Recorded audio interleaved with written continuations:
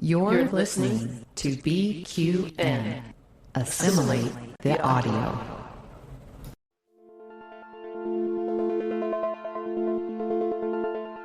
Infinite diversity.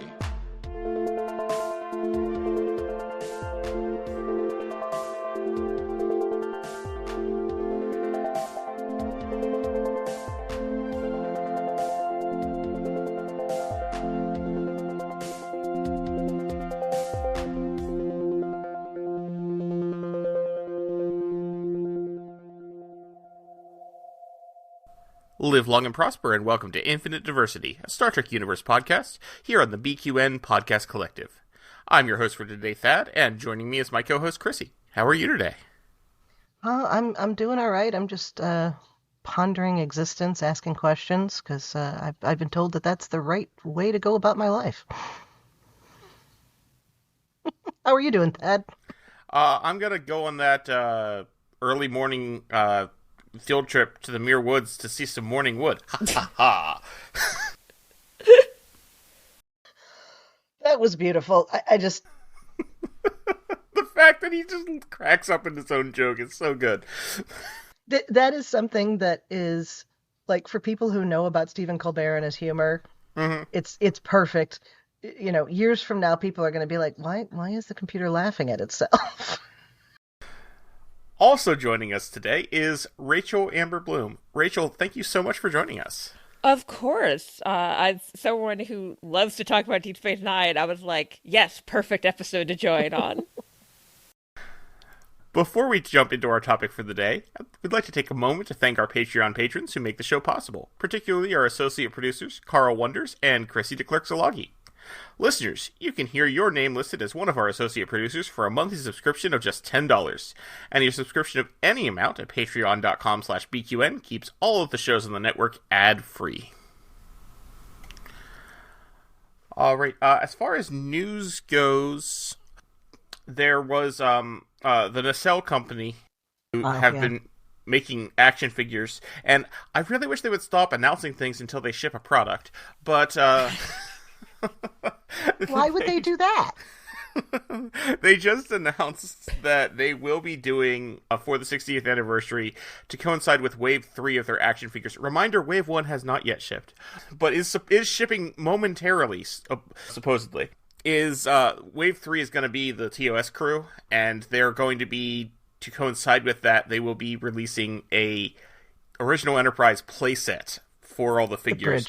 Which, for the scale of 6-inch action figures, this thing's going to be enormous, and they will be selling it each individual station on a monthly basis, so that will at least cushion the blow. Yeah, but bugger that. Okay, Star Trek toy fans from are feeling a little nervous about this because back in the early 2000s, Art Asylum.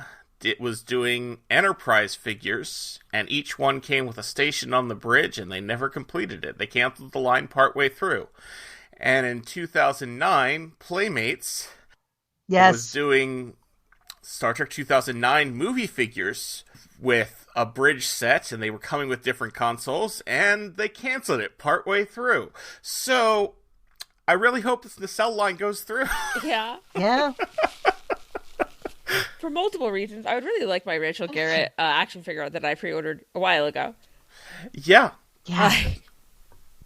So I know there were production issues, right? Yeah, a couple people actually got the Rachel Garrett. Okay, the Rachel Garrett's mostly looked good. I know someone who knows someone who got the Rachel Garrett. Someone in Canada got the Rachel Garrett. Because they had started shipping Wave 1 before they realized that several of them didn't look right, so they went back to the factory. Yeah, so I ordered all of Wave... I've pre-ordered all of Wave 1, I've pre-ordered all of Wave 2. I will do the same with all of the waves because I want them to happen. Yeah. And they're affordable. I can't buy all of the Exo-6 figures, no. friend of the show, Alex Perry, who is continuing his complete Exo-6 collection, and it is a sight to behold at his house. He's got them in a fancy case and everything. I don't have any of them, because every time I look at them, I'm like, I can't justify this. I have Cisco and Janeway, and I will be getting Miles O'Brien when it finally comes out. I thought about getting Bashir, and then I held off, and then it was sold out, and I was like, well, I can't scour eBay for this thing. You can't hold off on those, Yeah. unfortunately. I believe when Bashir came out, I was, like, just starting a new job, and so I was like, this is not financially responsible. The cell figures are reasonably priced, which is why, I'm just pre-ordering the entire wave, because I love Star Trek action figures. I have nearly all of the Playmates figures from back in the 90s. I have quite a few. So I want them to keep doing, especially because they're doing weird figures like Tuvix and Rachel Garrett with the metal sticking out of her head. Yeah. As far as I know, the only Rachel in Star Trek.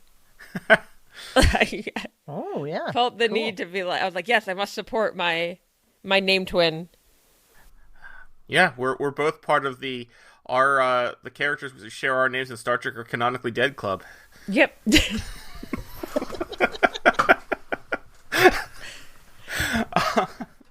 But yeah, no, I really like the figure. I want the figures to succeed. Hopefully, Wave 1, the redone Wave 1 should be shipping soon, and hopefully it will continue.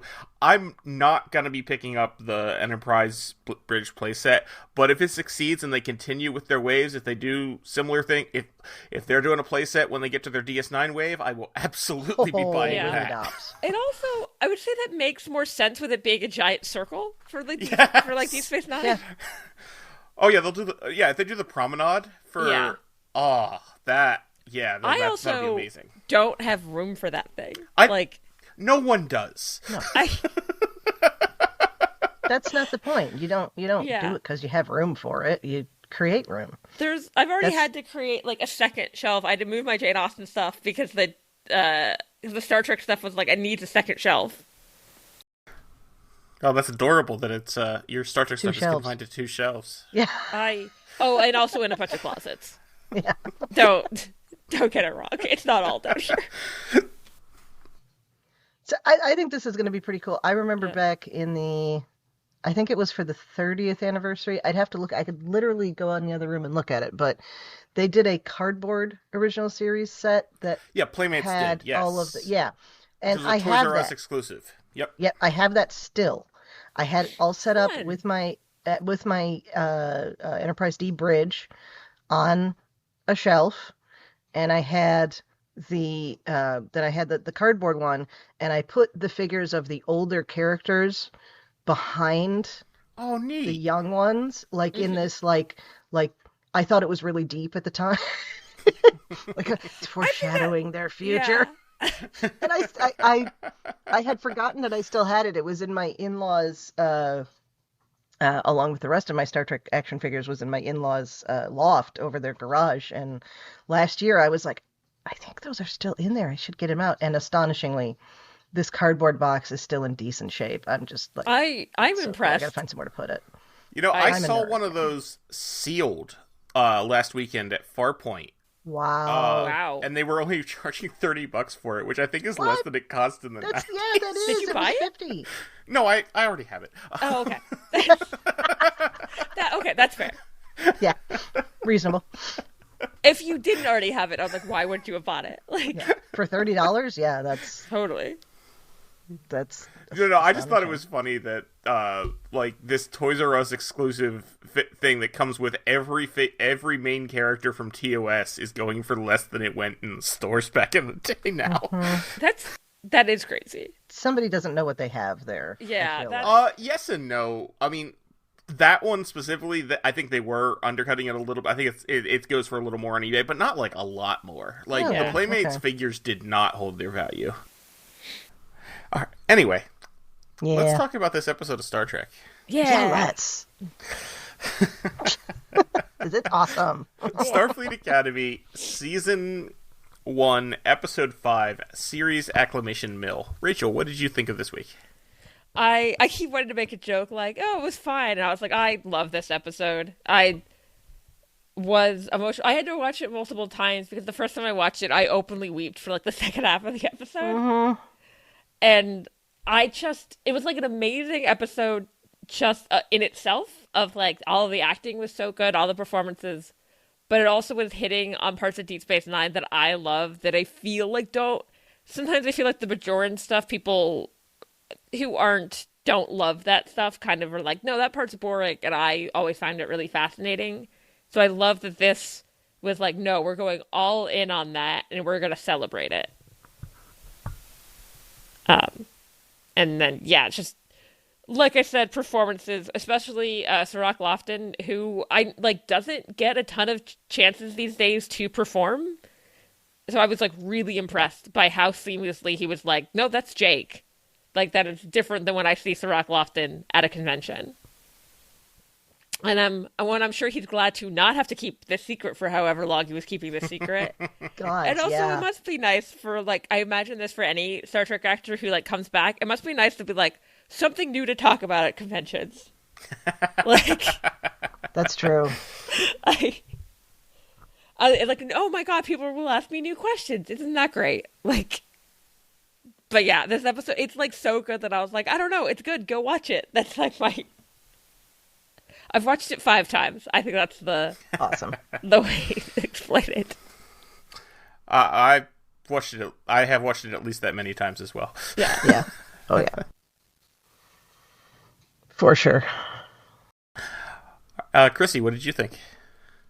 Yeah, this episode is about the meaning of Trek and the idea of confronting the unexplainable and asking questions being the important part, not the answer to the questions, and the human adventure is just beginning and all of that kind of stuff.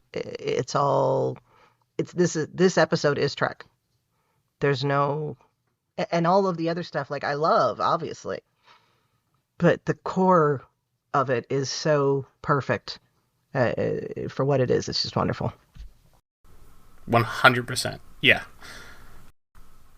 And I was telling people before the show came out, and we episodes early.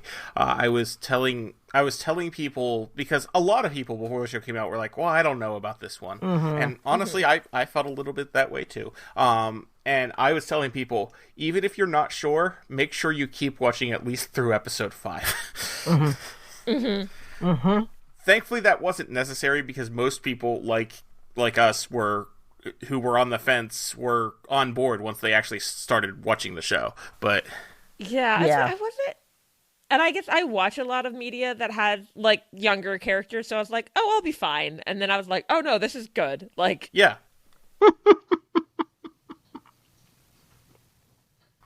Yes. Yeah, no, like, I was thinking I'll still enjoy it, but it probably won't be, like, up there with, yeah, Like Prodigy. I love Prodigy, but also it's a kid show. Yeah, although I felt season 2 definitely improved Oh, yeah. on that. Yeah. But yes. But yeah, like that. I thought it would be like how I felt about Prodigy season 1, which I enjoyed, but I was not its target audience. yeah.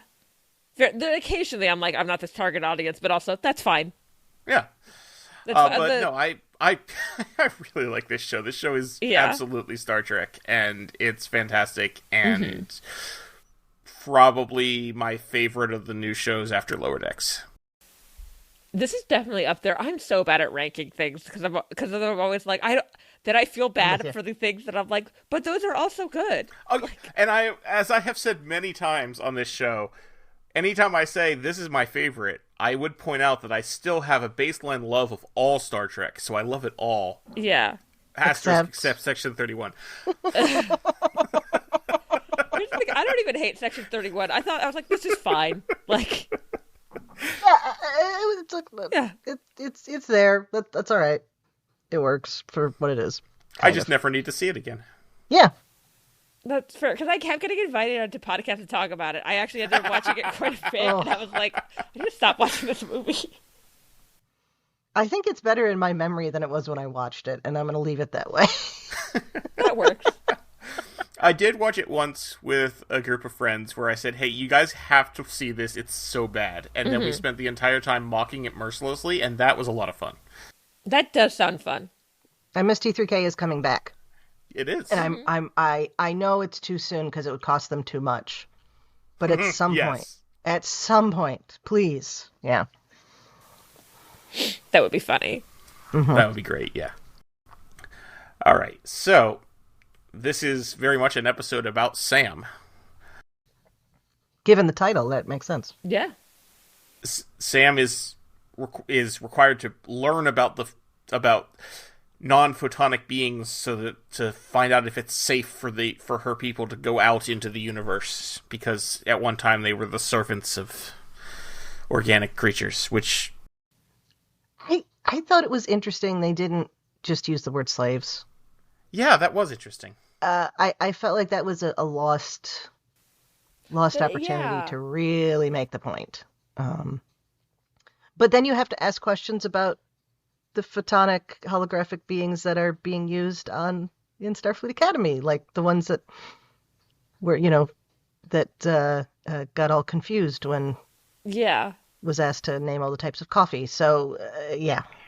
Yeah, and I think the way Star Trek has sort of, like, handled that has been like, well, most of them don't have full sentience, and if they've grown and evolved into the point that they are fully sentient, like the Doctor that now, but that's a slippery slope. Yeah, and thus when you ask them about coffee orders, they lose their mind.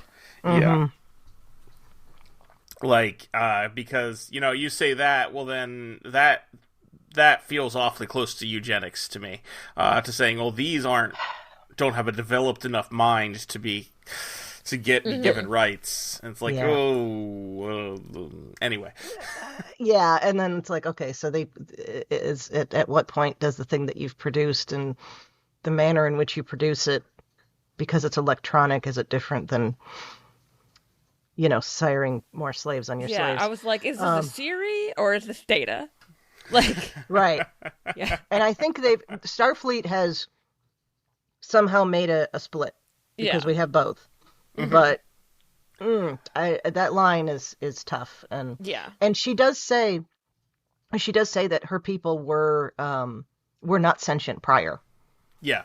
That they gained sentience after. So that is a whole other layer. I wonder if that's going to come up with whatever episode they're clearly planning for the Doctor. Yeah. Mm-hmm. What I wonder about the dots. Oh, yeah. Because they have names, they talk, but also they're sort of treated like... Because, like, a couple times they, like, hit them to get them out of the way, that sort of thing. Mm-hmm. Like, I'm like, is this okay? I was like, is it okay? Well, I guess my question is, we see Ake calling them by names. We don't see anybody else doing that. So it's possible that she has named them, she is offering them respect beyond what anybody else does. That the way Sonia Gomez thanks the replicator, which I always loved. I always loved that. Yeah. She probably. I guess I don't thank the microwave. So. Not normally. No, because the microwave. Well, but okay. See, and that's the thing. Is it a smart microwave? I don't think so. Microwave. My microwave frustrates me a lot. No, but I'm saying, like, I don't want a smart microwave in any sense of the word. No, neither do I. But what I'm getting at is the whole, like, if it's just mechanical versus having a computer base, like a toaster in its traditional form is purely mechanical. There is no computer. True. There's nothing in it to grow potentially within this context. But once you have smart stuff, it's a different issue, and that's why I don't like it. Also, there's no reason for the microwave to be connected to my Wi-Fi. There's not. No. I don't. Or your fridge. No. My fridge does not need an iPad. No. Sam is not a smart appliance. Yeah. No. Sam is a sentient being. Yes. Yep. The powers that be back on her planet message her and tell her that she hasn't been learning enough, and she needs to take the class of understanding the unexplainable, and that will answer all her questions. Mm-hmm. Because they just read the course syllabus and like, oh, well, that'll solve that problem. I love that it's clear. I was like, oh, you very much don't understand people, if that's what you think. And also how the scheduling system works at a college. How you can't just join a class halfway through. It's just, that doesn't work. Yeah. Or 3/4 through, Yeah, really. So the voice of the authority back on Sam's homeworld is Chiwetel Ejiofor, which is an interesting guest cameo. I think I saw his name in the credits and went, what? Like... So, yeah, I saw his name in the credits and was like, what? And then I didn't realize he was that voice the first time I heard it. And then when I realized they were going to be talking about Sisko this episode, is Chiwetel Ejiofor going to show up as Benjamin Sisko? So apparently Stan, for this a lot, also thought that. And I don't know why, that never entered my brain, but I definitely see why you thought that. Like... If you were doing Kelvis Universe Deep Space Nine, and that's who they chose to play Sisko, I'd be like, yeah okay. Mm-hmm. Yeah. Mm-hmm. I think I confused it because other people, and I've seen Serenity, obviously, but because it's only a couple months past Christmas, so I was like, what's the last thing you saw him in? I was like, Love Actually. Like, yeah.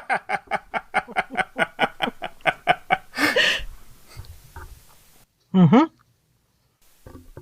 Yeah, I saw his name in the credits, and I was like, that could not have been known. I would have, remembered that he was cast in Star Trek. Oh, yeah, no, that was definitely not announced ahead of time. I almost wonder if he recorded that pretty recently. I mean, it's possible, because it was just a voice script. But I almost wonder if that was the sort of thing where, did they reach out to him, or did he reach out to them? I don't know. I've never heard him talk, as far as I know, talk about being a Star Trek fan, but that doesn't mean that he's not. I know it's weird for us to understand this, but there are some people who keep that on the DL. That are just normal about it? I know, right? Why? What's wrong with them? Why?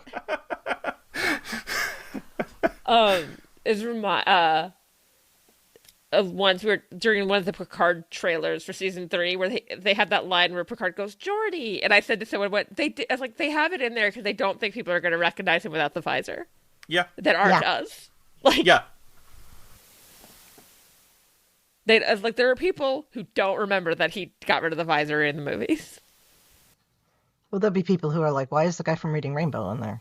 Yeah, I'm willing to bet there are people who watched this who didn't recognize Cirroc Lofton. Yeah, they have to be like, it's Jake Sisko. He does not look like he used to.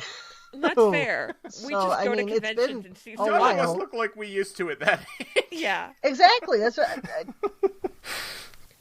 I was just stating the obvious. But yeah, no, I mean, it's... No joke, I saw someone asking in the Starfleet Academy Facebook group, which is a whole mess of stuff. Yeah, why are you there? If you want to be involved with that group, my answer is don't.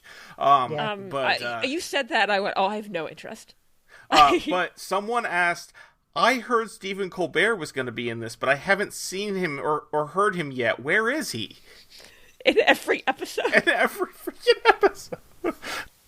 Yeah. His voice is also so recognizable. It is. I honestly think, and I'm good to celebrity name and celebrity voices. I honestly think if they had not said, I would have heard that and go, is that Stephen Colbert? Yeah, I think so. Mm-hmm. Or if I didn't immediately know it was Stephen Colbert, I would have been like, I know that voice. I need to look that up and find out who that is. That would have been part of it. But yeah, so she's going to enroll in the Explaining the Unexplainable. She goes into the classroom, and there's a lot of neat things there, because we see the Guardian of Forever, we see the Galactic Barrier, we see Vulcan Katra stones, which... Did we ever talk about Katra stones? Was that a thing? I don't think so. I always just thought that as maybe that's the thing. I know there's Katric arcs. Maybe that's a different way of holding onto a Katra. About. Yeah. It really is a mystery. And she looks at an image of Sisko. And first off, I just want to point out that it is wild that they chose an image from the DS9 episode Rapture, where his uniform is all messed up, for this image. Is that wow? You know your DS9. I could not have. I knew. I was staring at it, and I was like, I know that image. But I find it interesting they refused to acknowledge he ever wore a different uniform. It's all the black uniform. It's all him bald with a goatee. They're like, this is how he preferred to look. We're gonna stick with that.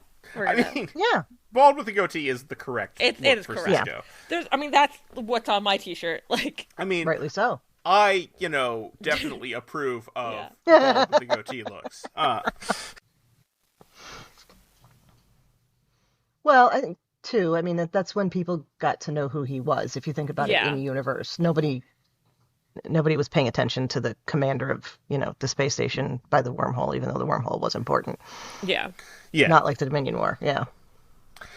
So, yeah, we get Tawny Newsome guest starring here as the unexplainable Beautiful. professor. I have to admit, I didn't recognize her in the first scene. It was halfway through the episode that I realized who I it didn't was. either. I didn't realize who it was until you told me after. Okay, when I was saying my, like, really good with celebrity, like, voices, as soon as she talked, I went Tawny. Like, Oh, okay. Tawny. Good for you. Like, I mean, it was because of her voice. Yeah. Like, that's... And it helps that I primarily have seen her as a voice actor with Lower Decks, Yeah. so... Mm-hmm. And then I guess knowing that she wrote the episode probably did help, so I was already thinking about her. Behind the scenes fact, she did not actually write herself into this episode as, like, personal fan service. It was... I would not have judged her if she had. I wouldn't have either.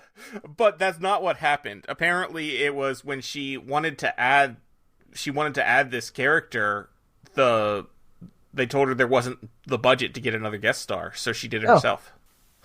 Oh, that makes sense. That works. Are we trying to, like, hold the twist of that character? No. We're spoilers from the get-go, yeah. If you're Cool. listening to this episode, You And should have haven't seen the watched watched episode. the... Yeah. I didn't want to mess with the format of your show. Oh, no. That's very nice of you. My Thank you. No. my reaction was baller move. I would have wanted to write myself in as Dax too. Yeah. In fact, I'm pretty sure I said basically that to Chrissie when I first Yeah. watched this. I was like, good for you. Yeah. But And yeah, now no, knowing that- apparently that was not the original intent. Yeah. I wonder if she worked for free on this one, or just as Well, yeah, part of I her think that's salary probably the for point. She probably did not Yeah. take... Either free or like for scale or like whatever the minimum they're allowed to pay. Oh, yeah, they're probably not allowed to just not pay, actually. Yeah. Yeah. That's That's true. I believe because I think it's similar for DeForest Kelly in Encounter at Farpoint. It says like he was paid like scale, so it's just like the minimum we're allowed to pay, and for the union not to be like, what the hell. Although in that case, I believe it was he insisted on that because they were willing to pay him more. Okay. Oh, okay. Well, then Interesting. that's cool. Okay. But he's like, I'm only showing up for 30 seconds. You don't need to pay me more. I believe it was... I mean, how long did that makeup take? Yeah, I know, right? Yeah, a hell of a lot longer than he was. Probably even longer than Actually, it took to for film. both of them, Tawny said that makeup took like 5 I guarantee hours. it took longer yeah. than it did to film. Yeah. Yeah. On the season 1 Blu-ray, they show some makeup tests where they were originally gonna try to do it without prosthetics and just like lighten his hair and have him Age wear him some up. makeup, and Yeah. they're like, he doesn't look old enough. Yeah. It's 137. He's got to be a little bit. Like, So since we're here, I was going to bring this up later, but she's supposed to be part Cardassian, I think. She's got the spoon, Yes. right? Okay. She kind of looks like she has some of the traditional Trill facial structure too. So I'm wondering Is there if they a were trying to traditional bring Trill? that. Oh, you're talking Excuse the me, old the school. original. Okay. Excuse me, not traditional. Yeah, original. Yeah. oh. The stuff that they that- put on Terry Farrell and went, this does not make you look good. Oh, I could see that because for a second, because of her nose, I thought Yeah. Bajoran, but Tawny said no, it's supposed to be Cardassian and Trill. Yeah, Well, Cardassians also have faint ridges on their They nose. do have like they do. So and that the entire look could be just Cardassian and Trill put together, but I think it's made me supposed to be think- Cardassian, but it may be an homage to that. Yeah, Yeah. that's true. Yeah. And it could. Yeah, which is the we're talking about the makeup that the Trill It's- that Odon had in the TNG episode, Yeah. The Host. Yeah, That yeah. Rick Berman said, "Oh well, it makes Terry Farrell not look hot, so we can't use it in DS9." Nope. Yep. Which, you know what? That's fine. And I'm sure she was happy to not have nearly much No, makeup. I do think well, that not the his makeup looks reasoning, better, but I don't like. Yeah, He's I gross. don't. I was like, I don't like the reasoning. But the end result. I do. I was like, I don't like the reasoning, but the spots are a cooler look. yes, Yeah. agreed. If he had worded that better, and went, oh, that's like we hired this actress because like she's like a striking person. Mm-hmm. We shouldn't cover that. See, you can not be gross. Yeah. No, Rick Berman can't not be gross. No. Rick Berman cannot not be. Yeah. Even if you gave him a priority 1 mission to not be gross, it wouldn't be possible. So she's Cardassian and Trill, and possibly something else. I find this interesting because didn't we have a whole thing? I might be misremembering this, but didn't we have a whole thing on Discovery about how they didn't want the symbionts in non-Trills? Well, but she is a Trill. Well, I guess, okay, so half. All right. Yeah, because the problem was that Adira wasn't a Trill at all. Yeah, okay, so I'm taking that a step further than I should. Okay. God, there was someone, but I couldn't tell if they were a Trill or not, being like, how does it work in a half? And I wanted to be like, well, in Discovery it was in a human, and I was like, I can't tell if I say if something happened in Discovery, if you're gonna, like, this is gonna make everything worse. It probably so I'm just will. gonna not. Could be better, could be not, yep. Well, you could say in Next Gen there was a human, too, for a little while, so... But that was a True. temporary, but yes. It was temporary, and also, but I it assume it could be something similar to what happened with Ezri, that, like, Dax needed to go into someone, and there was a half Trill nearby, and they went, Good come enough. on, Yeah. you get a symbiote. I hope we get more about her character. And Me the too. thing is, like, by this point, 1,000 years in the future, like, there's just been, people are, There's gonna be more. People are not hybridizing. staying inside their racial, Yeah. Like, it's gonna be how, like, all of us have, like, way more genetic diversity than we would think for the most part. It's like how all of us have Neanderthal in us. Like, it's the same sort of thing. I saw people be like, how could Dax live that long? They said, and I was like, you don't think they expanded their technology to make, like, things live longer? / I would Humans imagine are living longer. Some people live longer than others. That also happens. Also, I don't know if say that, like, one Trill host just lived a really, really long time, if that would, like, just extend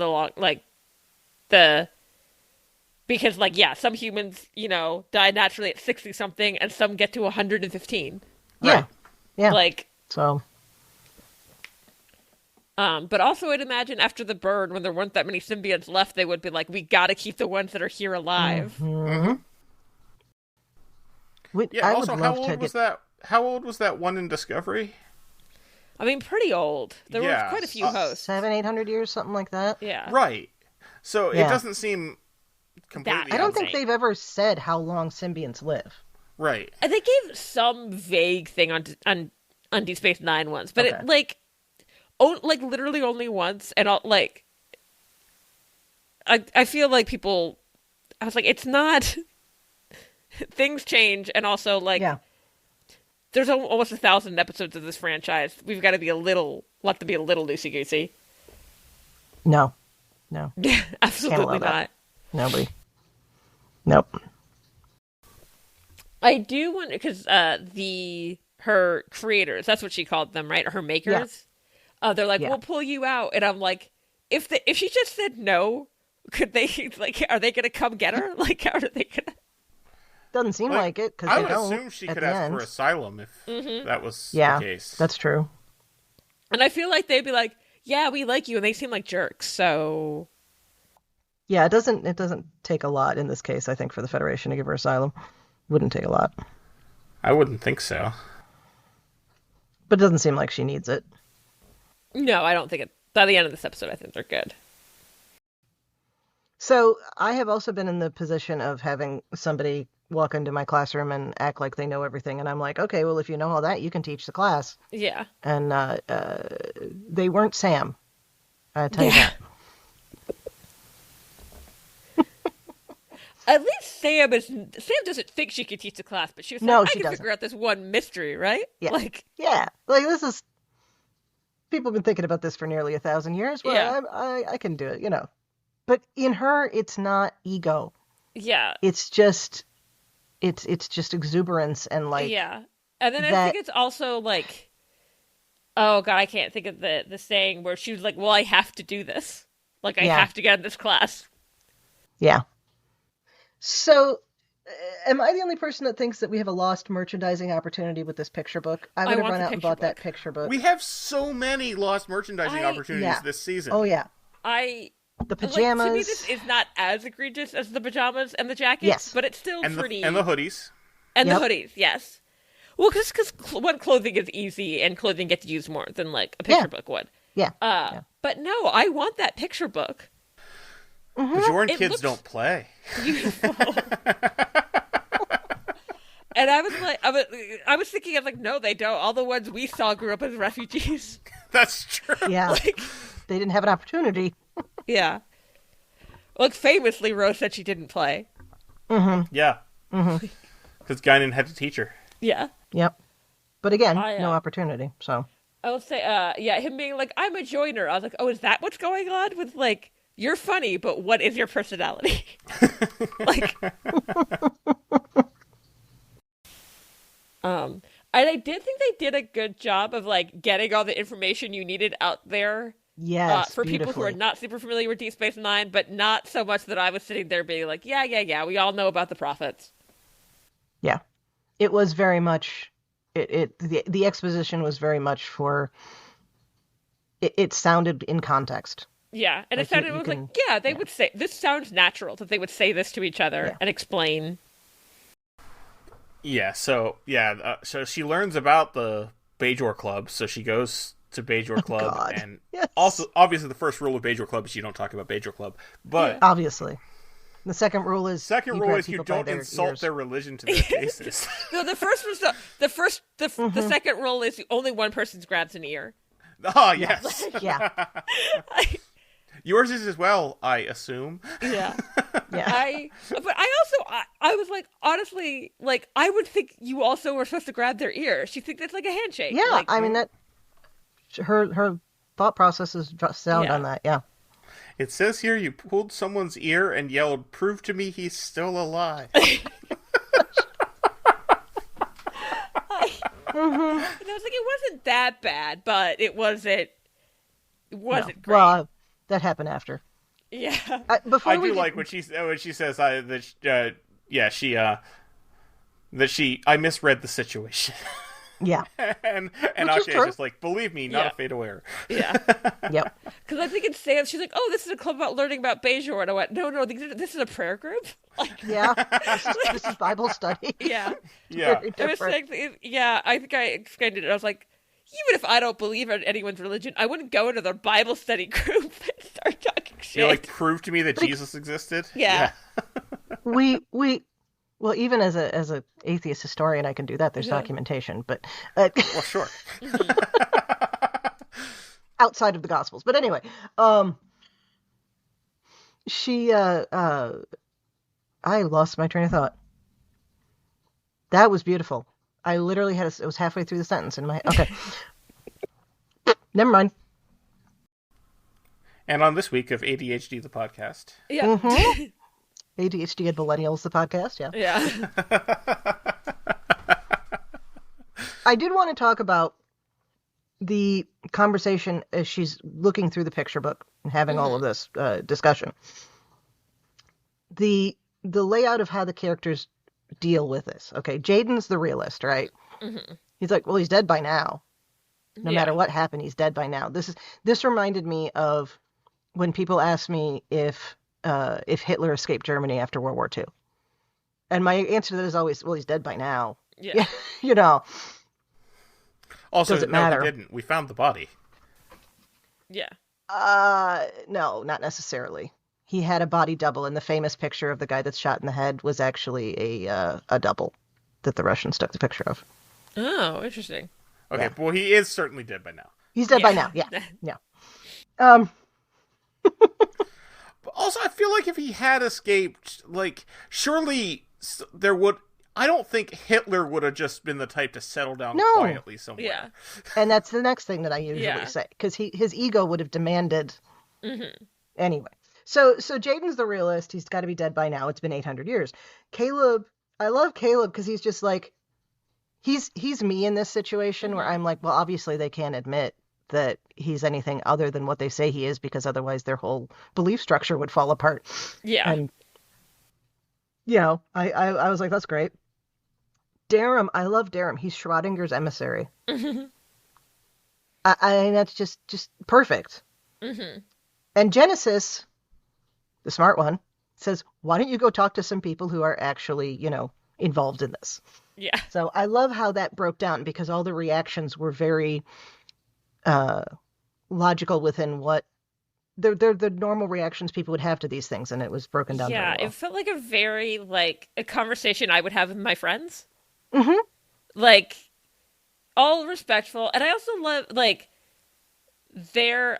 love their friendship group. I love, Genesis, throwing the thing at Caleb. Join the discussion. Yeah. Sam needs help. Yeah. Come over here. Yeah. Be social. I also, the more and more, I'm, loving Genesis. Oh, yeah. I find her very relatable as someone who often ends up as a mom group and friends. The mom friends. Yes. Try to, try to be okay, everyone need to go over here now and over there. And...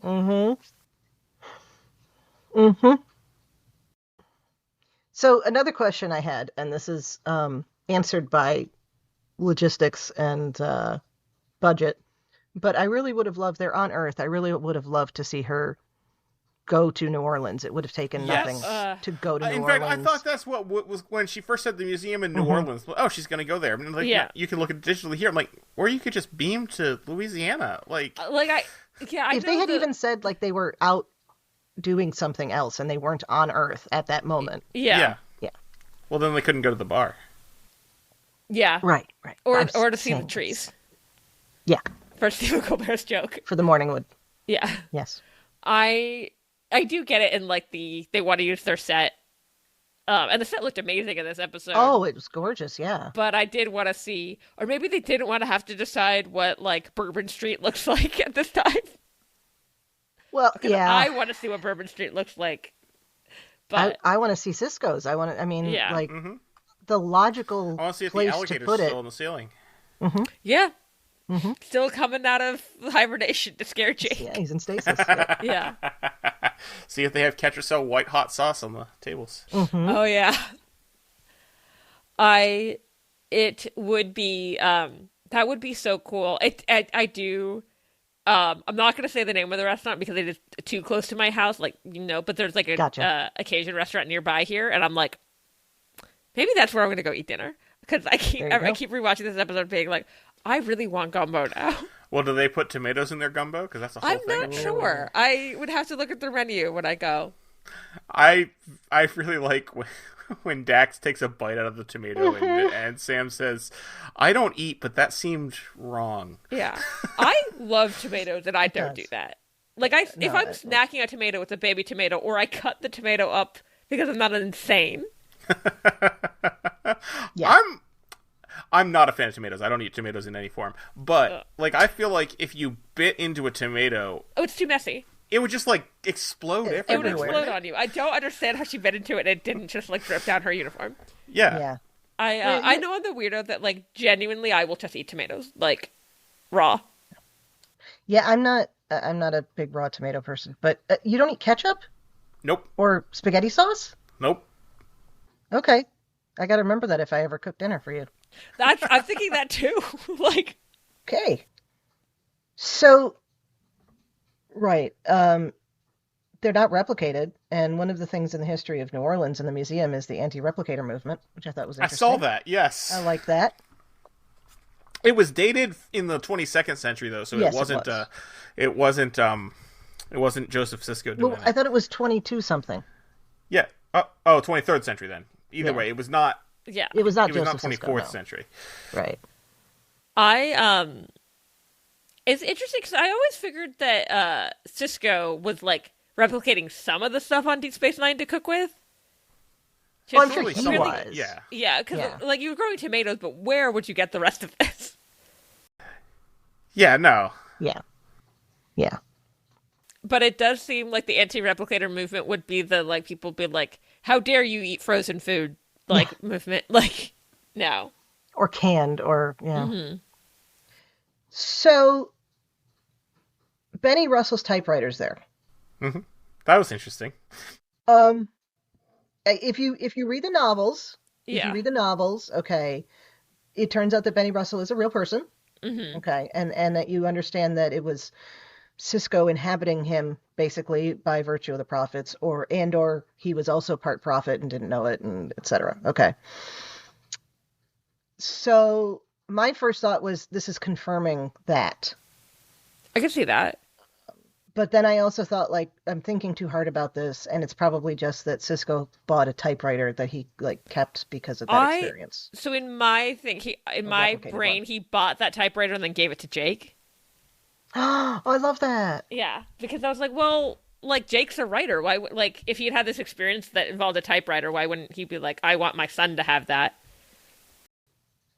Okay, I just had an epiphany that I can't believe didn't occur to me before about how important it was that Cisco had that whole experience of being a writer, and then Jake, his son's a writer. Yeah. Why did that not occur to me before? There's actually, like, there's not a ton of Jake writing in that episode, so I don't know that it, like... Yeah, but it's just, really like... Yeah. It didn't click. Okay. Mm-hmm. Cool. I know, I also think a lot about... I'm a military brat who writes as a hobby, so, like, Jake being a writer is, like, very important to me. I love it. The first time I teared up with this episode was the first time Jake showed up. I was like... it's Jake. Like... Mm-hmm. No, the first time I, like, talked to Sir Rock Lofton, like, I think I was like, oh yeah, military brat, I write now, and he went, okay, so you really like Jake. Yes. I'm sure he's heard that a lot, yeah. I wrote an article for StarTrek.com years ago about Jake Sisko and using tips for NaNoWriMo, a thing that doesn't exist anymore. Oh, yeah. I remember NaNoWriMo. The last STLV, I printed out my article and got Sirach to sign it. Oh, I love it. I also like how they used what appeared to be an old, like, they found a uniform in storage that was from... I'm pretty sure that's an actual uniform. That uniform looks like it's been through it. Like... Yeah. And it's got the little Velcro straps. Yeah. And everything, so... We were, like, making... Right, because we're like, either that uniform has, like... had so much dust on it, or they were like, we've got to dirty this up. Because I was joking, I went, did they find that in the fire caves? Like, it kind of looks... That was my first thought, was like, that's pretty beat up. Yeah. And I think that's just what it looks like when you've been wearing it on the show for 30 years, yeah. Well, I'm pretty sure that's from the actual archives. That looks like the real awesome thing. Yeah. Mm-hmm. And they were very good about keeping the other stuff just in enough shadow that you couldn't tell what it was, so that they don't have to canonize anything. There was one thing I was kept hoping people will post pictures around the museum to figure out what more of the stuff was.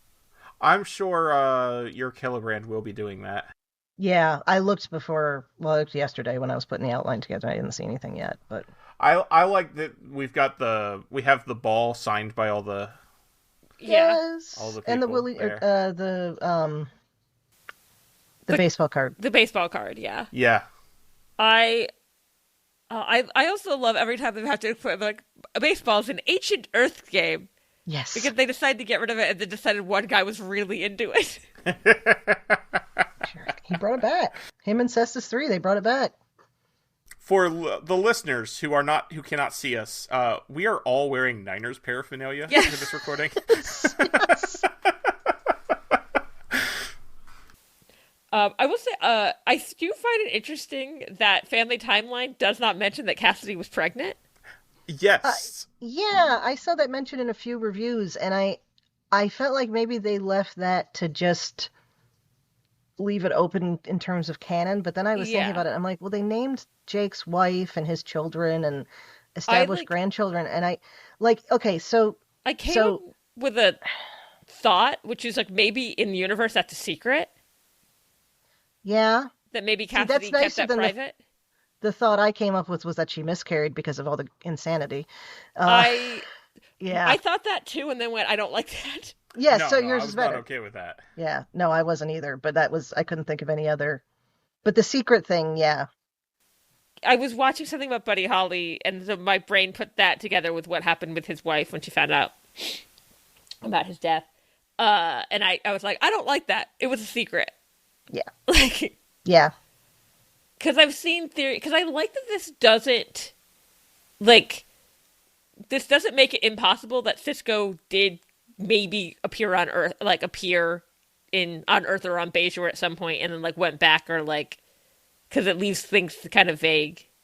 Lived in a quiet retirement in that house in Kantha province, and nobody knew about it except Jake. Yeah, like it was only Jake and Cassidy, and maybe like I could see like Kira and Dax knowing, but like keeping it secret. I found it interesting that they listed that they gave the prophet that inhabited Sarah Cisco a name. Oh, they did? I missed that. They did. I thought it said Sarah, and then I thought it said non-corporeal being. No, Sarah was on the other side of Joseph Cisco. On the right side was Jenna Cisco. It's hard to see. I thought that was the woman he thought was his mother. Yeah. Because there was a woman, he was raised by a woman he thought was his biological mother, and then as an adult found out he wasn't. No, because it's Jenna Cisco is the one that was labeled as non-corporeal, and is the one that has the line to Benjamin. I almost wonder if they mislabeled that. That could be. Because, Sarah Cisco is also there, but then they have Jenna Cisco labeled non-corporeal with a line from Joseph and Jenna to Benjamin, which I was like, did they give the prophet a name? Did the prophets come down? It's like, if you're gonna make a family tree, this was her name. Like, because do they ever name his second wife? I don't think they do. I don't know. I'm opening Memory Alpha to see. I just Googled Jenna Cisco and got nothing. Okay. Oh, I forgot that there's that Benjamin has a sister, Judith. She's also not on there. Yeah. Yeah, I could also see them just like not being like a canon error. They're just being like, the sister's not important. Yeah. No, she does not. She never had a name. She's just listed as Cisco's second wife on Memory Alpha. Okay. Oh, I love that Memory Alpha is so like, we have to mention this character, but we also don't know her name. So. Yeah, no, Memory Alpha will have articles for insert person's father. Yes. Yeah. Insert person's cousin. Guy didn't mention this crazy cousin once. Like, there's a listing for each of her 8 husbands, or however many it was. Yeah. Yeah. Probably.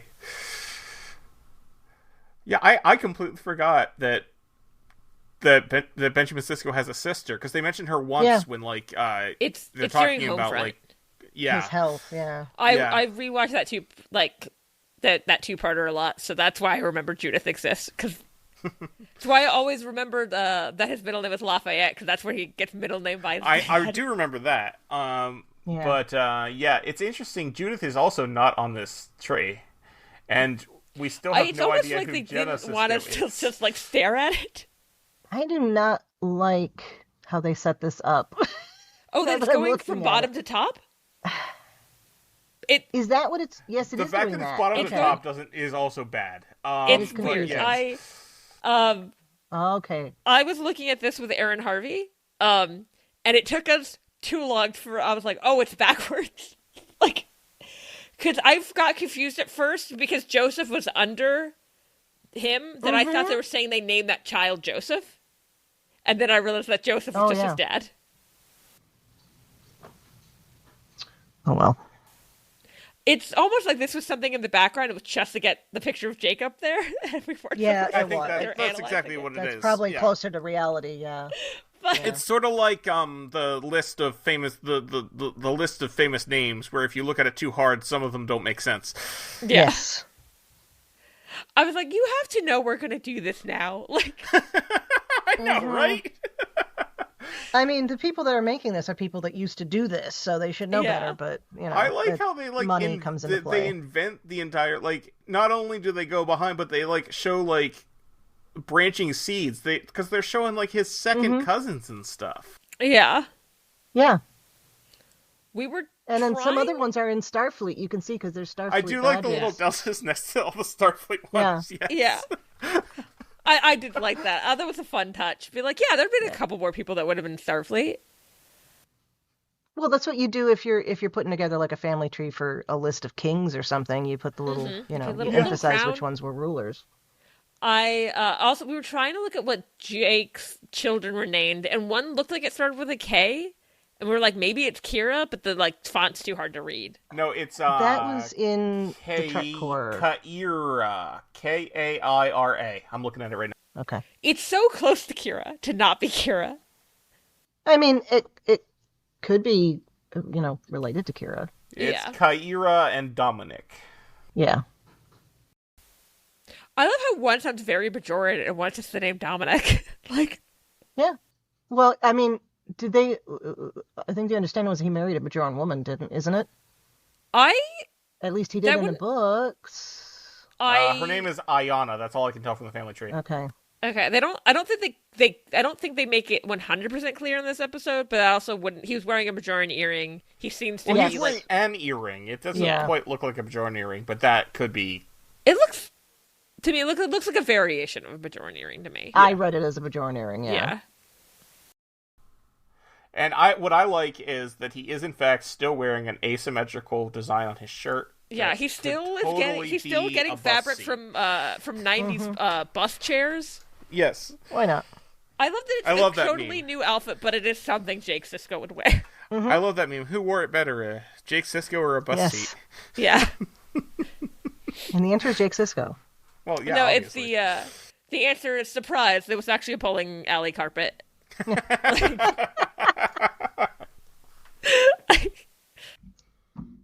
So I love what she does with the food.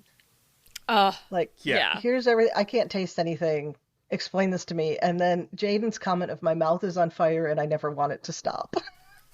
That is, as someone who so in the last couple years had my spice tolerance has gone up. I really appreciated that, where I'm like, I can finally really appreciate this kind of food. Mm-hmm. I envy you. I as we continue in this story of Thad doesn't eat anything. I have a very low spice tolerance. When I was younger, I thought I did, and then realized as I've got older, I realized my brother and dad were insane people, and I was normal. Mm. See, I also like Genesis's line about powdered sugar and dough. Yeah, fried dough and powdered sugar solve everything in life. Yeah, gimme. The Star Trek cruise next year is leaving from New Orleans, and you better believe I'm going to have some beignets. Mm-hmm. Yeah. I'm sure you could find some, here's baby's first Cajun food for the spice tolerance. I'll need to find one of those places that is anti-tomato for their gumbo. Yeah. Yeah. No, I've been to New Orleans once. A friend of mine did Teach for America there, and so for one Mardi Gras, I stayed on an air mattress in her apartment. But we did a food tour around New Orleans, and I was so full by the end of the day. It was such a good day. Oh, yeah. See, that I would enjoy that, except for the fact I'm not huge on seafood. So there's I like seafood. Which thank God I lived in Japan. Okay. So growing up, that'll do it. Yeah, like you said, you're all over the place. Yeah, there's a lot. I like the idea of a food tour around New Orleans, but I also think I'd probably only want to eat at one of the places. Is the problem? Mm-hmm. Or I just get oh look, it's seasoned rice everywhere. I'll be the guy. Be like, do you have chicken fingers? Yeah. Oh yeah. I think because I have my two weird food allergy things are very random and rare.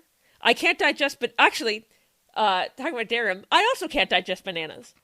Yay! Do you vomit Me glitter? either. I am allergic to bananas. It's so weird, and I never meet anybody. Bananas are one of the things I do like to eat. But no, I just get pain. I don't get fun glitter, unfortunately. Oh, yeah. But that first episode, who has a banana allergy? I was like, me.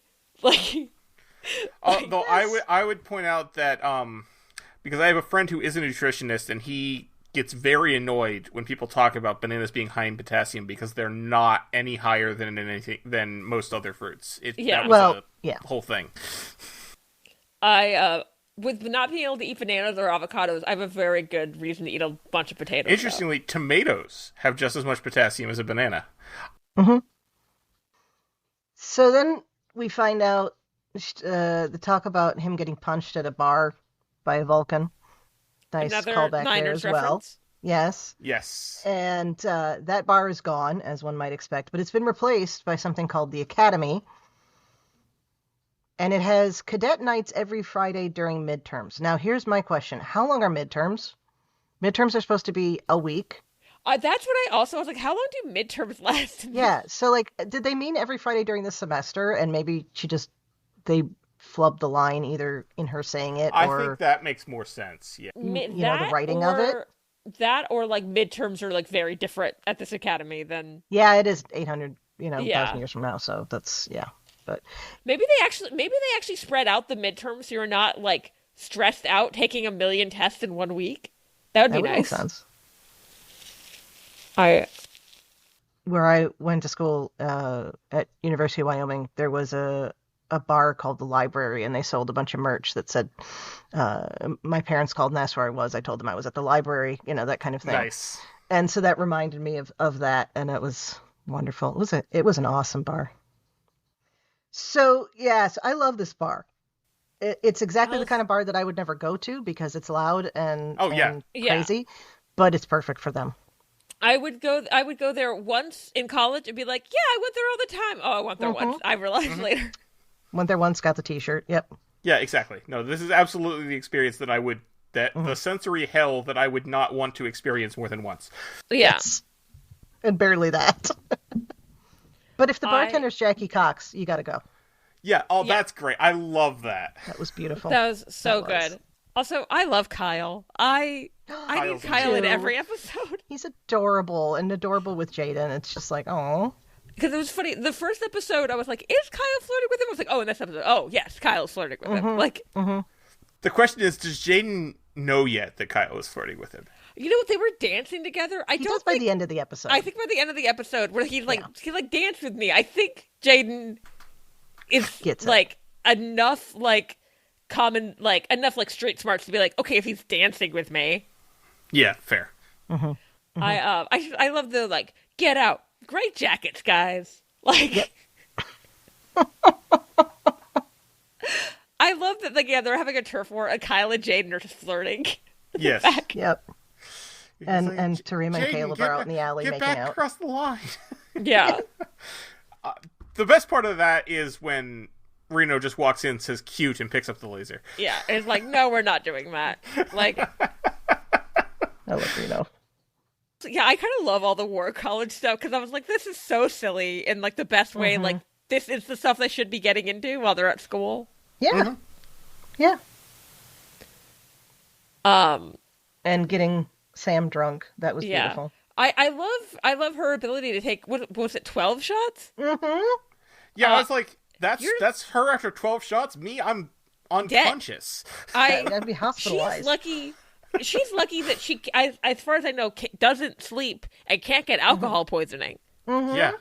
That's me after 12 shots. I'm either unconscious or I'm in a bathroom. Yeah. To be fair, both. I think 4 shots I'm in a bathroom. Yeah. Yeah, I was gonna say it's a lot less than 12 shots to get me out. It's a lot. Yeah. I don't do shots very often. Like certainly like all at once immediately, because that was like that's the equivalent of going da da da da da. Like, yeah. And she's like, "Oh, I'm feeling good." And I was like, how? Like I would be like you went past good. Yeah. I do love the big like he's like that's too many. Like no. Like I did love Genesis like being like, okay, I have to take care of Sam. Like yeah. Yes. Oh yeah, because she's the mom. Yeah. Yeah. I think it's very funny watching drunk people take fun of drunker people. Well, you're like, I'm too drunk to be doing this. However, you're really too drunk. Yeah. If I am, then that. I was like, oh no, I have to be responsible? That's not where this is supposed to be at. I do like the little drop about Cisco just wanted to start riots. Yeah. Yeah, and Genesis is like, did Cisco start riots I don't know about? Well, okay, so like that might be an example of where we have somebody who's got a computer brain and they're going through all this information and they also have other information and we're able to, like, they put make stuff the connection together. that Nog did. Yeah. Wow, all humans look alike. Yeah, this Bell guy looks just like Or Captain it may Sisko. have been simply just drawing any example out of the air, even if it wasn't. That's true. And it's That's just less fun. It's just a joke for us. I could see that being something that maybe became unclassified after a while. And that was the other thing I was Like, that's the, God, I wish there was a different code name for this, like Deep Throat thing. Like, eventually, why did they choose that name? It's insane. Because he chose the name specifically because he knew it would make Woodward and Bernstein sound insane, and because that movie was very big right then. That was just when it came out, and so it was No, that was intentional. Yeah. That was my thought too, is that maybe after the Temporal Cold War, a lot of this kind of stuff got declassified, like what happened with Zephyr Cochrane. And maybe it was a good example of this is why we don't time travel. Yeah. Like, they time traveled on accident, and then they had to go, like, join history and almost die. Yeah, and this is post-temporal wars, so they would definitely have a whole That's what I'm saying. Yeah. Yeah, so...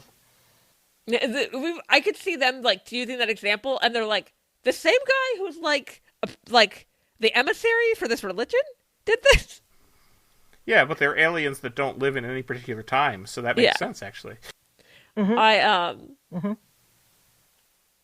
They were like, wait, the same guy who brought Tribbles back?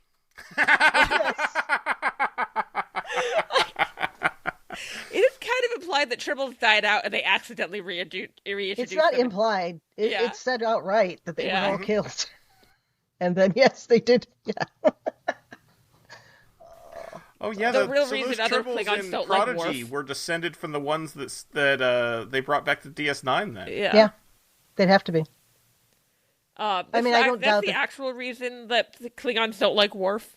It should have involved in that. Yeah.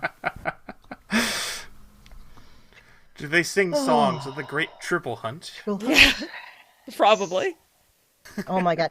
If you haven't seen the episode of going back to Delta Flyers, where they just reviewed Trials and Tribulations, and they had everybody on, and it was so wonderful. It was so wonderful. I'll have the to. Little, I'm like so behind a Delta Flyers. There's so many Trek podcasts.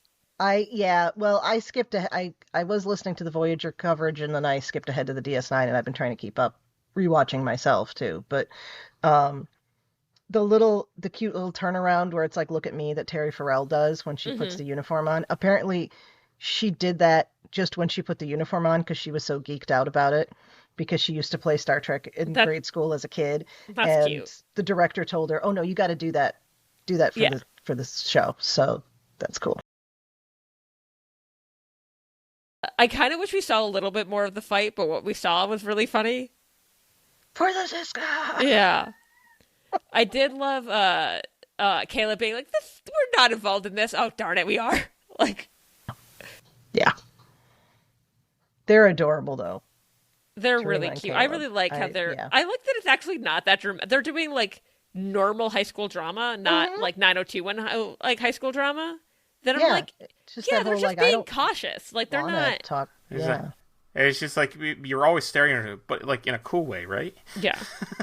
No, but it's adorable that you think it is. Like... Yeah. Oh, he was eating a Jumja stick, by the way. Mm-hmm. Yes, he was. That was nice. Has a natural sweetness from the sap of the Jumja tree. I love that they got this, like, a little Deep Space Nine reference that, like, got in there that, like, wasn't super related to what was going on with it. Mm-hmm. I like the doctor's reaction. It's very parental. Yeah. Like, I'm not angry, I'm disappointed. Yeah.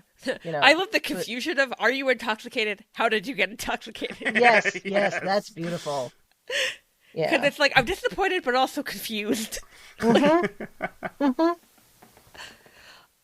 really love her and Caleb's, like, friendship in this. I was like, this is sexy in a friend way. Yes. And, like, him tapping her head after he sobers her up, like, sorry, Sam. I love how what he thinks is sexy is the programming. Yeah. It's just like, this is sexy programming. That made Caleb... Serena's over here. Yeah, that made Caleb, like, more endearing to me. Yeah. I'm like, that's cute. Yeah. I also love, because I was like, he is so tall, and it doesn't help that half his scenes are with Holly Hunter. So, like, he's towering over her. But even when she was like laying down, and he's like tapping. I was like, how tall is he? Like, they should have put him in one of the scenes with Sirach just to see what the. Yeah.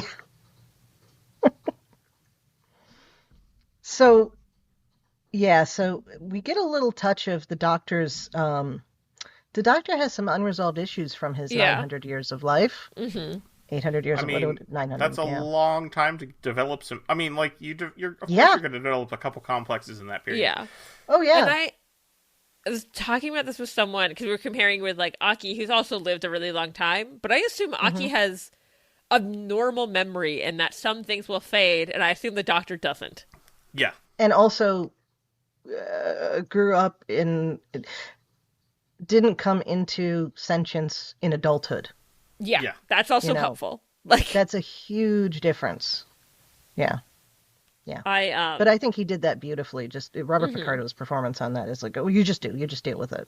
Yeah. And that's it. It came and like in a way that I was like, and it didn't make me go like, well, go deal with that. And I went, okay, that's an episode that's coming. Like, oh yeah, for sure. Yeah. And I can't wait. Well, one, it's the Doctor. I love him, but I like Robert Picardo is so talented. I can't wait to see him like dealing with all that. It's one of those. I was like, I can't wait for this character to be in pain because this actor is so good. Like, which feels mean, but exactly. Oh. I did like the establishment that he knows Jake. Yeah. And and the reference to Zimmerman was great too. Yes, that was good. Because I was like, oh yeah, he couldn't have known Sisko by the time Voyager got back. The Dominion War was done. Yeah. I also I want to know about his because he did specifically say like, oh, I had acquaintances with Jake, and I kind of liked it's like, yeah, he knew Jake. We're not going to pretend like the Doctor and Jake got like super close. Right. No, but they ran into each other. I'm sure. Yeah. You know. If he was working for Federation News Service when they got back. True. Oh, that would be a whole. Yeah. I've always because they always talked about this book that apparently was never published. I was like, I'm always curious like what Jake published works that are known are. Yeah, and that is, by the way, obviously a reference to The Visitor, because that was the name of Jake's famous novel in that book. Yeah. In that episode. Yeah, it's funny. I was like, so it was like, this book is always going to come out, but like it's going to be a secret. As we find out. Yeah. Yeah. So yeah, Sam finally accepts that no one is ever going to know what happened to Sisko. But in her reading this, she determined that he wanted to continue to live and be there for Cassidy and his family, and he didn't. Which is definitely true. That made me sad for him all over again.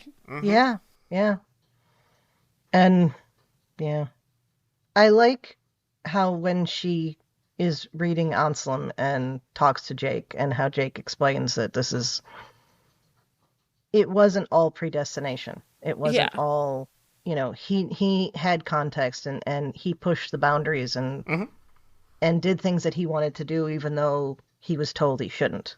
And that he taught the prophets things. I love that line. Because it's so true. I mean, we see that in, like, the first episode of Deep Space Nine. He's, like, teaching them about, like, linear time. Linear time, yeah. Yeah. It's like, but you remain here. Here's your trauma, by the way. You exist here. And then I love how Sam just kind of tells off from the makers. Just like, nope, this is how it's going to be. I'll call you if I need you. Yeah, if it feels like someone call it their parents back home, like, I'm an adult. I'm going to be an adult and make my own decisions. And being actually able to do it, as opposed to how so many people do that, and then ask for money. But well, luckily they don't use money. So yeah, right. I do think I was like, if you wanted her to be a little less rebellious, maybe don't make her 17. Yeah. Yeah. And maybe program her in such a way, but I don't think they knew what to do. So they just, They're like, we made a teenager. Go. Like, we jumped over the reveal of Isla's Dax, but we talked about that earlier too, and that was cool. That was so cool. And Tawny Newsome did a beautiful Terry Farrell impression throughout the whole episode, and I didn't realize it until the had her second hands behind her watch. back. Yeah, Oh, it's she great. did it in And the way such she a good said way Benjamin. that it was so subtle that I didn't realize she was doing it till the second time I watched it with that knowledge, and then I would acknowledge like, oh, she's calling him Benjamin. Because I knew something was up with the character. I thought the reveal was that she was going to be a descendant of Jake. That's what I thought too. That's what I was expecting as well. Yeah. And then I love that it's Dax. Like I was like, oh, my idea is bad. Your idea is good. Yes, continue, please. Yeah. We don't know her background. She could be both, but no, She could be. That seems weird. Like if Jake that would be. like. I hope we get another Dax episode. Yeah. I hope we do too. Yeah. Yeah. People will complain, but I don't care. I want it. People were wrong. Yeah. Yes.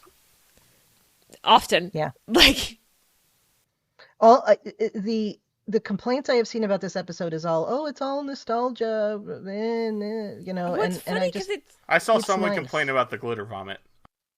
Okay. Yes, I saw that same complaint, I think. And have some whimsy. I'll give you that. don't Yes, quite. Yeah. But yeah, there are some people that hate nostalgia who also don't like this episode. It's funny because I honestly don't. I mean, there obviously is some nostalgia in it. The way, like, there's way more nostalgia bait things. Like even in like I love Lower Decks, and I think it works better in Lower Decks because it's comedy. I would say like their Deep Space Nine stuff is more nostalgia bait than this one was. Yes. And that is not like an insult to either episode. I think both episodes are very, very good. And I think nostalgia bait works better in comedy just by the nature of it. But like this episode, and also this is the part where a lot of people are not that into the Bajoran subplot. It is kind of brave to be like, no, we're going all in on this.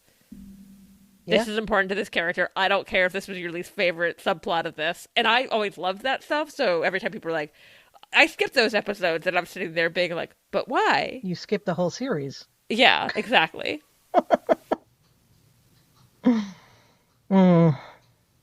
Yeah. So we should also talk about the B plot of this episode. Yes, I specifically put that at the end of the notes because I knew we wouldn't want to intersperse. So Yeah. Here's what the adults are up to. And Chancellor Maul of the Alfarati. Yeah. I was like, I was like, is this setting something up that people are gonna like come later? It's like I don't think I honestly wondered if he was being pranked also, because there's the point where Ake says they never reach out. Well, and so he's heating part of the ocean for the fire eels. I thought for sure that this was going to be a prank. Yeah. And I suppose we don't necessarily know it wasn't. Well, he does say he's going to meet with her at the end, doesn't he? Yeah. He says he is, but so... we never see that. Okay. We never see it. So this subplot, like, it was fine, but it was like everything else was so good that I was like, I don't care. Sorry, guys. Yeah.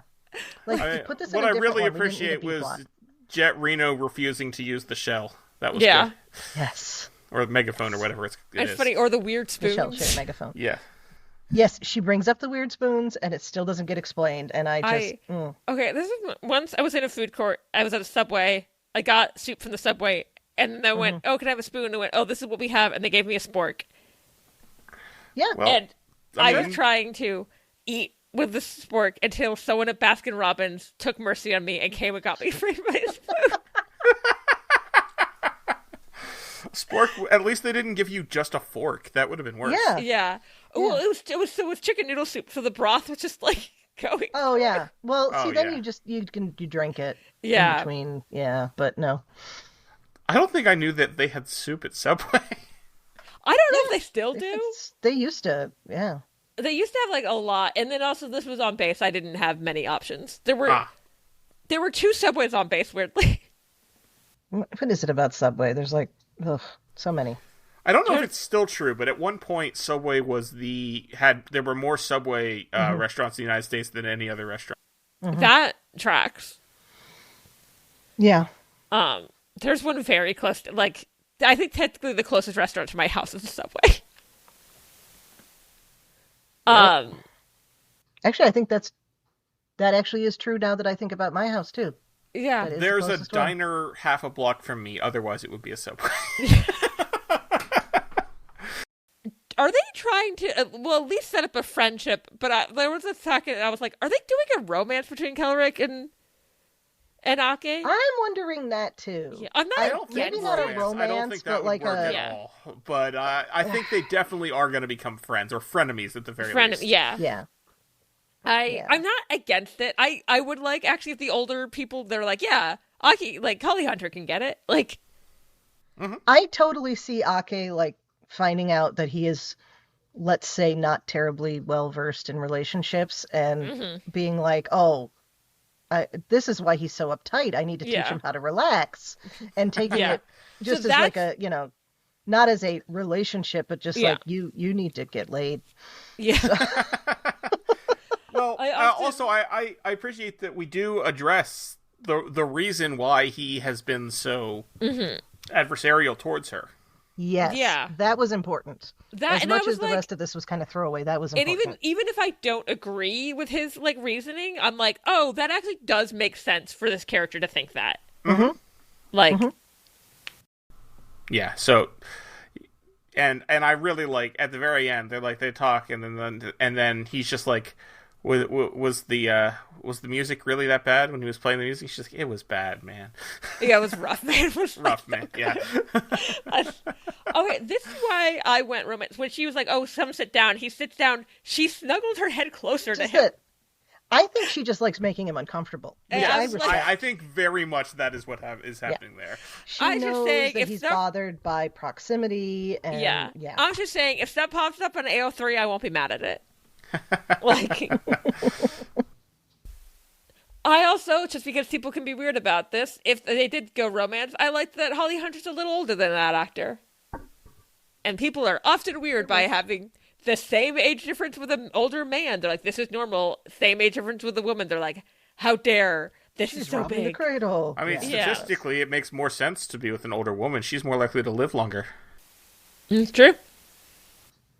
But in terms of reproductive imperative. But that's not all that's important. No, I don't disagree. And also, I'm saying, like, that's the doctor why can help them with that if they really want a baby. I wasn't even going there with them, but I'm saying, historically speaking, in terms of like the species surviving, that's also, as someone who is definitely younger than Holly Hunter would. Fair. I'm a straight woman. I'm still like, Holly Hunter is gorgeous. Like, 100%. I don't. Did we talk about the Avery voiceover at all? No. Oh gods, no. Yeah. So at the very end, Avery Brooks. So good. We get a Avery Brooks voiceover, which comes from a spoken word album that he had done years ago. Okay, because the first time I had to, like, when the episode came out, I had to be like, where is that from? Because I didn't recognize it, but it was clearly him as a younger man. Yeah, and clearly wasn't recorded for this because it would have been more specific if it had been recorded for this. Yes. Yeah. And I guess I haven't heard what Avery Brooks' voices sound like, but I was like, no one has. Yeah, but I was like, I don't think his voice is gonna... one, but Yeah. No public. The public. He's not like, I was like, apparently a bunch of people Googled whether he was still with us at the end of the episode. Yeah. I believe that. Well, especially because at the end they say for Avery, so I could see that. Okay, it says thank you, Avery. It does not say for Avery. You're right. Yes. And there is also this I missed. TrekkCore pointed it out. The clouds actually make the shape of his face. Yeah, I was told that. I still had trouble finding it until someone took a screenshot and zoomed in. Yeah. No, I wouldn't have seen it without it being pointed out. Yeah. No. So go to TrekkCore to see that. They have it enhanced and very visible on their site. But yeah, the first time I watched this episode, from the second time Jake showed up till the end of the credits, I was openly weeping. Valid. Yeah. So. Did you see Tawny Newsom's Instagram post from yesterday? Yes. Okay, because that was when I started crying again. But the video of her on the phone with him? Yeah. So Tony knew. So when I learned where the audio had come from, I figured, and Alex Kurtzman had said it was used with permission. I had assumed, they probably just got permission from his agent or whatever, or just got it in writing. Yeah. But no, apparently, because Sirach and Avery are actually in contact, and they still feel like they're very close. Yeah, had been keeping Avery abreast of what was going on, and so he personally was aware and gave his blessing, and then he actually called and talked to them on the phone and told Carice Brooks, gave Carice Brooks his blessing that she was carrying on his legacy, and that is just it's so good. I love that. Yeah, I love that even though clearly he does not want to be in the limelight at all, but I love that he's still reaching out to younger actors. I love it on so many levels, but particularly the idea that you have this passing of the torch in terms of. I feel like this is because I want to say this without it sounding terrible or sounding like it's not appropriate coming out of the mouth of a white person, but Avery Brooks was he took his role as being the first black captain and showing a good black father and a black man so important. He took that so importantly.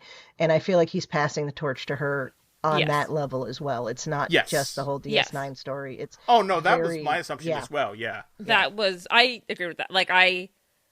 I did like that they're okay, the character we're going to do with this, we're not going to make a huge deal of it, but it's going to be a character played by a black actress.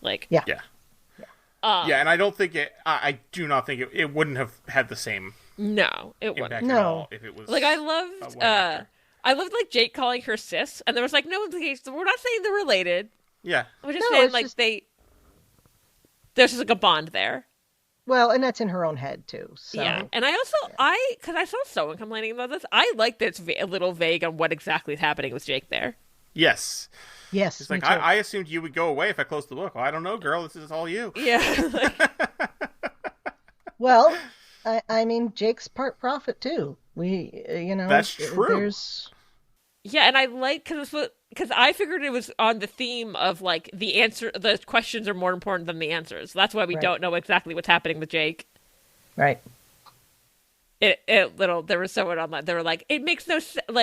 They enjoyed the episode, but this bugged me, and I was I think you weren't listening to the theme of the episode. It's the problem.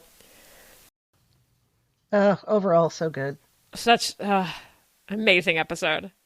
And I'm trying to get tear and then it didn't I'm already crying at hearing Avery Brooks' voice, and what if we just put the Deep Space Nine theme in? And I was oh my god. Oh yeah.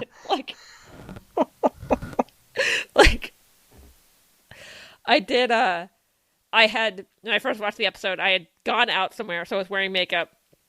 Well, of course. And for some reason, that day, had decided to use a non-waterproof eyeliner, or mascara.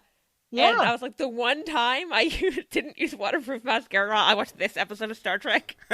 I had to go, because I was going somewhere else, I legitimately had to go fix my makeup. Yup. Because why would you, expect to... just openly weep? Yeah. I'm just going to watch some Star Trek, and it'll be fine. Well, it's not now if I'm watching... I've done Deep Space Nine watches and seen, The Visitor, an amazing episode. Right. Tomorrow. I don't have time to, Yeah. I don't have time for that emotional journey today.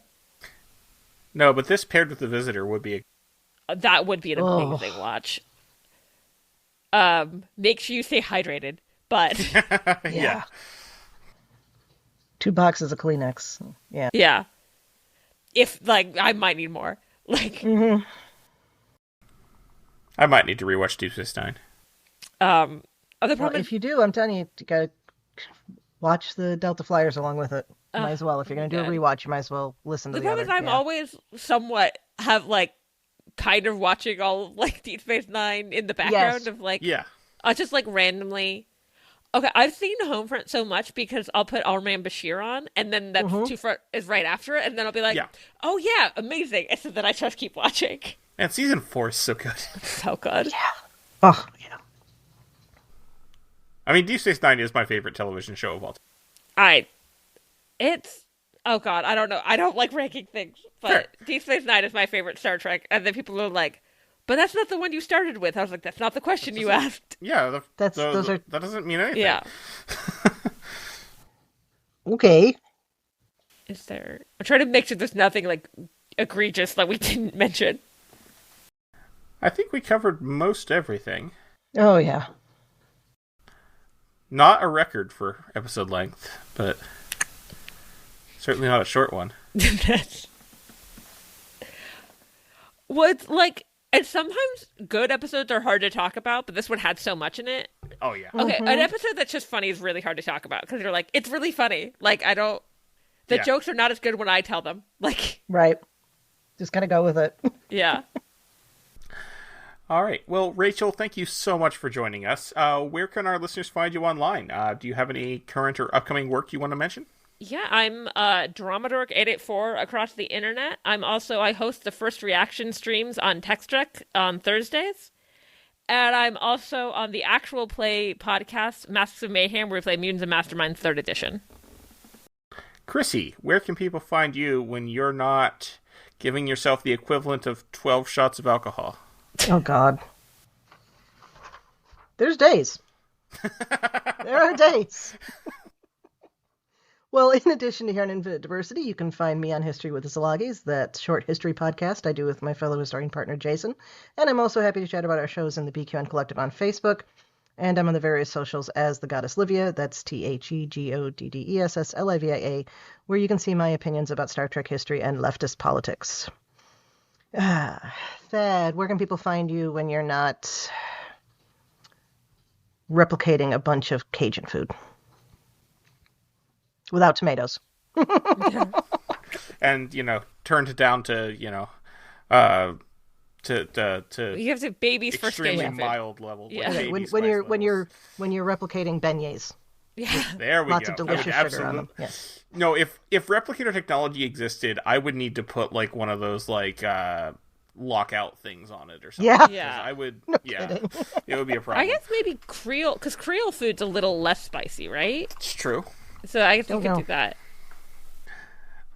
that. Best place to find where you can find me is to go to my website, tyrannicus.net. It's TYRANICUS, where I have links to my public socials and podcasts. And you can listen to me on the podcast I do with my friend Carl called License to Spiel. That's license spelled with a C like the British do it, where we started out talking about James Bond and through a roundabout way are now covering every episode of Columbo. Because it's awesome. Don't forget all of our other great shows here on the BQN, and here's a recording of Amy to tell you all about them. What's happening on BQN, you ask? We're not just a network. We're a universe of exploration, entertainment, and deep dives into the topics you love. Here's your star map to the sonic adventures awaiting you. Let's chart the Star Trek cosmos with all good things.